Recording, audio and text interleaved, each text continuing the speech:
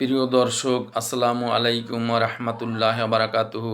আমি লেখক কবি মোহাম্মদ শহীদুল ইসলাম আপনাদের মাঝে কিছু ইসলামিক কথা তুলে ধরছি, শুনুন।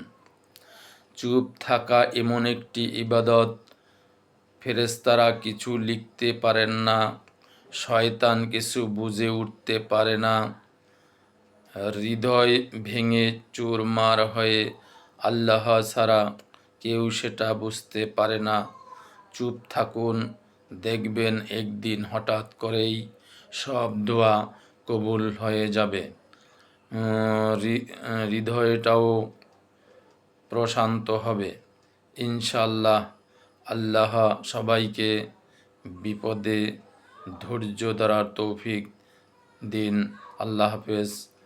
যদি আপনাদের ভালো লেগে থাকে, লাইক, কমেন্ট, শেয়ার এবং সাবস্ক্রাইব করে আমার পাশে থাকুন এবং লেখার সুযোগ করে দিন।